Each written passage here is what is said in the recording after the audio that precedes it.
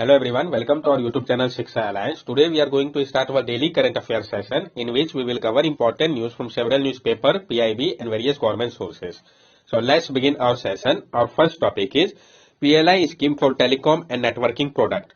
PIB का news काफी important हो जाता है, तो हम जानेंगे PLI स्कीम जो है टेलीकॉम और नेटवर्किंग प्रोडक्ट के लिए, इसके बारे में. In a major boost to Atmanirbhar Bharat, the Ministry of Communication granted approval to 42 companies, including 28 MSME, under PLI scheme for telecom and networking products. एक मेजर बूस्ट देते हुए आत्मनिर्भर भारत इनिशिएटिव को मिनिस्ट्री ऑफ कम्युनिकेशन ने grant कर दिया है approval 42 companies को, जिसमें कि 28 MSME है PLI स्कीम के अंतर्गत टेलीकॉम और नेटवर्क प्रोडक्ट के लिए. Out of which 17 companies have applied for the additional incentive of 1% under design-led manufacturing criteria. और उसमें से 17 कंपनी ऐसी है जिन्होंने अप्लाई किया है एडिशनल इंसेंटिव 1% का डिजाइन-लेड मैन्युफैक्चरिंग क्राइटेरिया के अनुसार. These 42 company have committed investment of rupees 4,115 crore. और ये जो 42 कंपनीज है उन्होंने कमिट किया है इन्वेस्टमेंट को rupees 4,115 करोड़ का. This is expected to generate additional sale of rupees 2.45 lakh crore and create additional employment of more than 44,000 over the scheme period. और ये एक्सपेक्ट किया जा रहा है कि इसके कारण जनरेट होगा additional sale rupees 2.45 lakh crore का, और एडिशनल एम्प्लॉयमेंट भी क्रिएट होगा मोर देन 44,000 लोगों के लिए जब तक ये स्कीम का पीरियड है. PLI scheme for telecom and networking product. The production link incentive scheme for telecom and networking product was launched by Department of Telecommunication in April 2021. ये जो प्रोडक्शन लिंक इंसेंटिव स्कीम है telecom और networking product के लिए, इसको launch किया गया था डिपार्टमेंट ऑफ टेलीकम्युनिकेशन के द्वारा. कब? तो अप्रैल 2021 पे. The investment made by successful applicant in India from 1 April 2021 onward and up to financial year 2024-25 shall be eligible subject to qualifying incremental annual threshold. और जो इंसेंटिव किया जाएगा सक्सेसफुल एप्लीकेंट के द्वारा भारत में 1 अप्रैल 2021 के बाद से फाइनेंशियल ईयर 2024-25 के लिए वो एलिजिबल होंगे इसके लिए. लेकिन कुछ क्वालिफाइंग इंक्रीमेंटल एनुअल थ्रेशोल्ड रखा गया इसके लिए, यानी उसको फुलफिल करेंगे तभी आप एप्लीकेबल होंगे. The support under the scheme were provided for a period of 5 year, that is from financial year 2021-22 to financial year 2025-26. और जो सपोर्ट होगा इस स्कीम के अंतर्गत वो प्रोवाइड किया जाएगा 5 साल के लिए, जो कि आपका फाइनेंशियल ईयर 2021-22 से फाइनेंशियल ईयर 2025-26 के लिए होगा. ऑब्जेक्टिव इसका क्या है? To boost domestic manufacturing in the telecom and networking product by incentivizing incremental investment and turnover with a total outlay of rupees 12,195 crore. इसका मकसद है बूस्ट करना डोमेस्टिक मैन्युफैक्चरिंग को टेलीकॉम और नेटवर्क प्रोडक्ट के लिए, इंसेंटिवाइज करते हुए इंक्रीमेंटल इन्वेस्टमेंट को, और जो टर्न अराउंड होगा इसका टोटल आउटले 12,195 करोड़ का होगा. PLI स्कीम के बारे में हम जान लें. This scheme aims to make India a global hub for manufacturing telecom equipment. जो PLI स्कीम है इसका मकसद है कि भारत को एक ग्लोबल हब बनाया जाए मैन्युफैक्चरिंग के लिए टेलीकॉम इक्विपमेंट का. Its eligibility criteria include the achievement of a minimum threshold of cumulative incremental investment and incremental sale of manufactured good. और इसका जो एलिजिबिलिटी क्राइटेरिया है वो इंक्लूड करता है अचीवमेंट को, minimum threshold, cumulative incremental investment का, और जो इंक्रीमेंटल सेल्स है मैन्युफैक्चरिंग गुड के लिए. जो इंसेंटिव स्ट्रक्चर होगा वो रेंज करेगा 4% से 7% तक अलग अलग कैटेगरी और ईयर पे. जो फाइनेंशियल ईयर 2019-20 है उसको ट्रीट किया जाएगा बेस ईयर के तौर पे कंप्यूट करने के लिए क्यूमुलेटिव इंक्रीमेंटल सेल को manufacturing goods net of taxes के लिए. The minimum investment threshold for MSME has been kept rupees 10 crore and other at rupees 100 crore. और जो मिनिमम इन्वेस्टमेंट थ्रेशोल्ड रखा गया MSME के लिए उसको रुपीज 10 करोड़ रखा गया और बाकी के लिए रुपीज 100 करोड़ रखा गया है. Once qualified, the investor will be incentivized up to 20 times of minimum investment threshold, enabling them to utilize their unused capacity. और एक बार अगर वो क्वालिफाई हो जाएंगे तो जो इन्वेस्टर है उनको इंसेंटिवाइज किया जाएगा 20 टाइम्स तक उनके मिनिमम इन्वेस्टमेंट थ्रेशोल्ड का, जो कि इनेबल करेगा उनको कि यूटिलाइज करे अनयूज कैपेसिटी को अपना. नेक्स्ट टॉपिक है हमारा हरित आयकर इनिशिएटिव. ये इनिशिएटिव किसके द्वारा लिया गया ये इंपॉर्टेंट हो जाता है. PIB के न्यूज तो इंपॉर्टेंट है, और जैसे नाम ही बता रहा है हरित आयकर इनिशिएटिव. आयकर हो गया मतलब इनकम टैक्स डिपार्टमेंट का रोल होगा इसमें. Recently income tax department launch the Harit Aaykar initiative on the occasion of national unity day. अभी हाल ही में इनकम टैक्स डिपार्टमेंट ने लॉन्च किया था हरित आयकर इनिशिएटिव को नेशनल यूनिटी डे के ओकेजन पे. ये है क्या? तो हरित हरियाली achievement resolution by income tax Aaykar initiative launch by central board of direct tax. इसको लॉन्च किया गया है central board of direct tax के द्वारा। ऑब्जेक्टिव इसका क्या है? To increase the green cover by planting trees and creating micro forest in and around income tax department building and other public area. कि इंक्रीज किया जाए ग्रीन कवर को, plant करके ट्री को और क्रिएट करके माइक्रो फॉरेस्ट को in and around income tax department के बिल्डिंग और अदर पब्लिक एरियाज पे। Further, the department will continue to welcome dignitary at event and program organized by it with potted plant or a single stalk of a flower। और जो department है वो continue welcome करेंगे dignitary को event और programme के द्वारा समय पे जब ऑर्गेनाइज किया जाएगा उनके द्वारा पोटेड प्लांट या सिंगल स्टॉक ऑफ फ्लावर के माध्यम से। The first of such micro forest has been inaugurated near the Attari border in Punjab. और जो पहला इस टाइप का माइक्रो फॉरेस्ट है इसको इनॉग्रेट किया गया है कहाँ पे? अटारी फॉरेस्ट के पास पंजाब में। What are micro forest? Micro forest होता क्या है? It is a small planted forest that maximize tree density and biodiversity। ये एक small planted forest होता है जो कि maximize करता है ट्री के डेंसिटी और बायोडाइवर्सिटी को। Achieving this goal require planting a wide variety of plant in a fairly dense manner so that the plot of land has different layer of forest such as shrubs and canopies and not just trees। और achieve करने के लिए इसके गोल का आवश्यकता होती है कि प्लांट किया जाए वाइड वैरायटी ऑफ प्लांट को एक फेयरली डेंस मैनर पे, ताकि जो प्लॉट ऑफ लैंड है उसमें अलग अलग लेयर ऑफ फॉरेस्ट का, जैसे कि श्रब्स हो गया, कैनोपी हो गया, केवल ट्री ही ना हो। Plant typically require anywhere between 8 to 9 months of care before reaching a point where the micro forest become self sustaining. अब प्लांट को आवश्यकता होती है एनीवेयर बिटवीन 8 से 9 मंथ के केयर की, जब तक वो एक ऐसे पॉइंट में ना पहुंच जाए जब माइक्रो फॉरेस्ट बन जाए, सेल्फ सस्टेन करने के वो लायक हो जाए।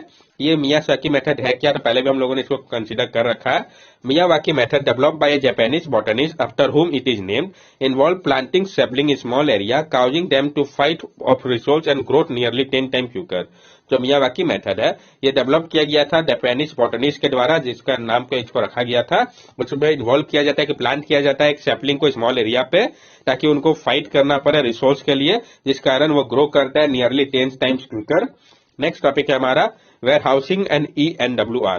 तो हम जानेंगे वेयर हाउसिंग और ENWR के बारे में। PIB का न्यूज है, इंपॉर्टेंट हो जाता है। Warehousing development and regulatory authority WDRA had recently organized a seminar on ENWR, an effective tool for promoting pledge financing। जो warehousing development and regulatory authority है WDRA, उसने अभी हाल ही में ऑर्गेनाइज किया एक सेमिनार को ENWR, जो कि एक इफेक्टिव टूल होगा प्रमोट करने के लिए प्लेज फाइनेंसिंग को। ये है क्या ENWR? Electronic negotiable warehouse receipt. ये जो आपका electronic negotiable warehouse receipt है, इसके बारे में हम जानेंगे। The negotiable warehouse receipt NWR system was launch in 2011 allowing the transfer of ownership of a commodity store in warehouse without having to deliver it physically. जो negotiable warehouse receipt है NWR system, इसको launch किया गया था 2011 पे।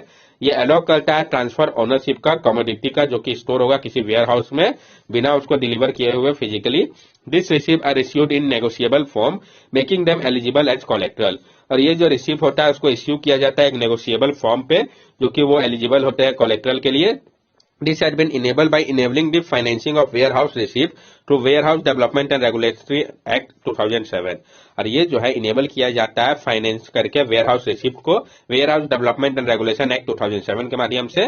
Warehouse development and regulatory authority regulate the entire operation under NWR। और जो warehouse development and regulatory authority होती है वो रेगुलेट करती है पूरे ऑपरेशन को NWR के अंतर्गत।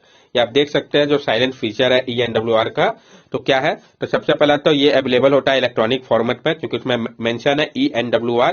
ये सिंगल सोर्स होता है इन्फॉर्मेशन के लिए, ताकि ENWR डिपोजिटरी सिस्टम जो है जहाँ पे ENWR को इश्यू किया जाए रजिस्टर वेयर हाउस के लिए, उसमें टाइम वैलिडिटी होता है। इसको ट्रेड किया जा सकता है ऑफ मार्केट, ऑन मार्केट में, कमोडिटी एक्सचेंज प्लेटफॉर्म पे। इसको ट्रांसफर किया जा सकता है पूरी तरीके से या पार्शियली। ये इसका साइलेंट फीचर है ENWR का। WDRA है क्या? ये एक स्टैट्यूटरी बॉडी है जिसको कंस्टिट्यूट किया गया था 2010 में warehousing development and regulation act 2007 के माध्यम से। It is under the department of food and public distribution, और ये department of food and public distribution के अंतर्गत आता है। नेक्स्ट टॉपिक है हमारा एक्सिक्लोफेनेक। जैसे डाइक्लोफेनेक के बारे में हम लोगों ने पढ़ा था, उसी तरीके से इसके बारे में हम जानेंगे कि एक्सिक्लोफेनेक है क्या। Indian veterinary research institute IVRI has demanded a ban on using aceclofenac in cattle after a new study showed that drug metabolic into diclofenac in water buffaloes। जो इंडियन वेटरनरी रिसर्च इंस्टीट्यूट है IVRI, उन्होंने demand किया ban किया जाए जो उपयोग हो रहा है एक्सिक्लोफेनेक का कैटल पे, क्योंकि जो नया स्टडी है वो बता रहा है कि ये ड्रग जो है वो मेटाबोलाइज कर हो जा रहा है डाइक्लोफेनेक पे वाटर बुफेलोज पे। क्या अदर हाईलाइट है इस स्टडी का? Aceclofenac get rapidly converted to diclofenac after being injected into the water buffalo। जो एक्लोफिनेक है वो रैपिडली कन्वर्ट हो जा रहा है डाइक्लोफिनेक पे जब वो इंजेक्ट किया जाता है वाटर बुफेलोज पे। Aceclofenac in water buffalo poses the same threat to vulture as it is a pro drug of diclofenac. जो एक्लोफिनेक है वाटर बुफेलो के लिए सेम खतरा का काम कर रहा है वल्चर के लिए जैसे कि प्रो ड्रग आपका डाइक्लोफिनेक था। ये डाइक्लोफिनेक था क्या? Diclofenac an anti inflammatory drug was ban for veterinary use by the government of India in 2006। जो डाइक्लोफिनेक था जो कि एक एंटी इन्फ्लेमेटरी ड्रग था, इसको बैन कर दिया गया था वेटरनरी यूज के लिए गवर्नमेंट ऑफ इंडिया के द्वारा 2006 में। It was found to be the main cause of dramatic decline 99% of vulture population across Asia. ये पाया गया था कि ये मेन रीजन था जो ड्रामेटिक डिक्लाइन देखा गया था वल्चर पॉपुलेशन में अक्रॉस एशिया पे 99% तक, तो इसके लिए डाइक्लोफिनेक ही रिस्पॉन्सिबल था। इसी कारण इसको बैन कर दिया गया था गवर्नमेंट ऑफ इंडिया के द्वारा 2006 में। The drug causes accidental poisoning in raptor after the fed on carcasses of cattle injection with it. ये जो ड्रग था इसके कारण एक्सीडेंटल पॉइजनिंग हो रहा था रैप्टर पे जब वो फेड करते थे कैरकेसेस के ऊपर कैटल जिनको के इससे इंजेक्ट किया गया था।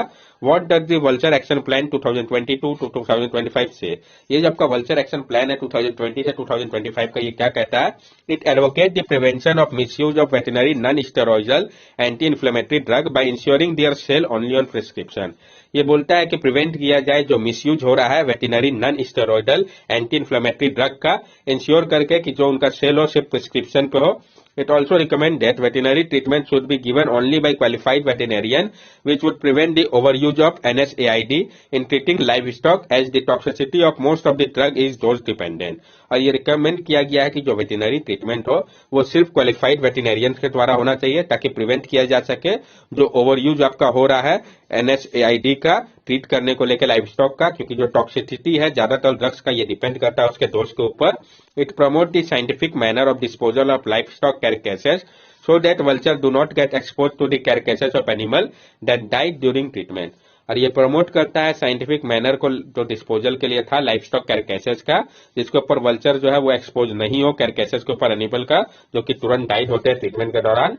Vulture Action Plan 2020 to 2025 also meant Aclofenac, a toxic, asking the Drugs Controller General of India to ban its veterinary use along with other drugs like nimesulide और केट्रोप्रोफेन। जो वल्चर एक्शन प्लान है 2020 से 2025 का, ये mention कर रहा है एक्लोफेनेक के बारे में कि ये टॉक्सिक है और इसने कहा है drug control general of India को कि बैन किया जाए इसके वेटरनरी यूज को अदर ड्रग्स के साथ ही, जैसे कि निमेसुलाइड हो गया, केट्रोप्रोफेन हो गया। Safer alternative for diclofenac and aceclofenac, meloxicam and tolfenamic acid. जो सेफर अल्टरनेटिव आपका डाइक्लोफेनेक या एक्लोफेनेक का जिसका उपयोग किया जा सकता है तो मेलॉक्सिकेम हो गया और टोल्फिनेमिक एसिड हो गया। नेक्स्ट टॉपिक है हमारा मैंगटियन मॉड्यूल। तो हम जानेंगे मैंगटियन मॉड्यूल के बारे में। Recently, China launched the final component, the Mangtian module of its permanent space station from Hainan, the country's southmost island province। अभी हाल ही में चाइना ने लॉन्च किया था जो फाइनल कंपोनेंट था मैंगटियन मॉड्यूल का अपने परमानेंट स्पेस स्टेशन के लिए हाइनान से, जो कि कंट्री का साउथर्न मोस्ट आइलैंड प्रोविंस है चाइना का। मैंगटियन मॉड्यूल के बारे में हम जान लें। Mengtian literally meaning dreaming of the heaven was sent to the earth lower orbit over 380 kilometre above the surface about the Long March 5B-Y4 carrier rocket. जो Mengtian जिसका लिटरली मतलब होता है ड्रीमिंग ऑफ द हेवन, इसको भेजा गया है अर्थ के लोअर ऑर्बिट में जो कि 380 किलोमीटर अबव सरफेस थे, उपयोग करके Long March 5B-Y4 carrier rocket का। It will finish the T shape structure of the space station, और ये फिनिश करेगा टी शेप स्ट्रक्चर को स्पेस स्टेशन का। Mengtian is the second of the 2 module that will house science lab for carrying out experiment. और Mengtian जो है वो second है दोनों मॉड्यूल में से जो कि हाउस करेगा साइंस लैब को कैरी करने के लिए एक्सपेरिमेंट को। The other lab module Wentian was sent in July last year, और जो अदर लैब मॉड्यूल था वेंटियन इसको लास्ट ईयर के जुलाई में ही भेज दिया गया था। Together they will complete the 2 arms of China Space Station Tiangong, which mean place in the sky। और ये दोनों मिलकर कंप्लीट करेंगे जो 2 आर्म है चाइना के स्पेस स्टेशन तियांगोंग का, जिसका मतलब है palace in the sky. Tiangong space station के बारे में हम जान लें। The space station will operate in low earth orbit at an altitude of 340 to 450 kilometre above earth surface. ये जो स्पेस स्टेशन होगा ये ऑपरेट करेगा लो अर्थ ऑर्बिट में, जो एल्टीट्यूड है आपका 340 से 450 किलोमीटर अर्थ सरफेस के above. Tiangong, which means heavenly place, is expected to become fully operational by the end of the year, is said to be operational for at least 10 to 15 years। Tiangong, जिसका मतलब है heavenly place, expect किया जा रहा है कि ये पूरी तरीके से ऑपरेशनल हो जाएगा इस साल के एंड तक, और ये ऑपरेशनल रहेगा 10 से 15 साल के लिए। सिग्निफिकेंस क्या है स्पेस स्टेशन का? ये मदद करेगा चाइना का जो एम है उसको मेजर स्पेस पावर बनाने में 2030 तक। ये जो है कंट्री का आई होगा स्काई से, ये प्रोवाइड करेगा क्लॉक बर्ड आई व्यू को एस्ट्रोनॉट के लिए रेस्ट ऑफ द वर्ल्ड पे। ये रेप्लिकेट कर रहा है इंटरनेट स्पेस स्टेशन ISS को, जिससे चाइना को एक्सक्लूड किया गया था। जो अदर प्लान स्पेस में स्टेशन है तो लूनर गेटवे, जो कि इन्वॉल्व करेगा 4 of the ISS partner agency को, जिसमें NASA, European space agency, Japanese arrow space agency और कैनेडियन स्पेस एजेंसी है। इसमें रशिया को अलग कर दिया गया है। ये प्लान किया जा रहा है कि ये दोनों ही पहला स्पेस स्टेशन होगा जो कि बियॉन्ड लो अर्थ ऑर्बिट होगा, और पहला स्पेस स्टेशन होगा जो कि ऑर्बिट करेगा मून को। रशियन ऑर्बिटल सर्विस स्टेशन को शेड्यूल किया गया है कि इसको कंस्ट्रक्ट कर लिया जाएगा 2025 तक।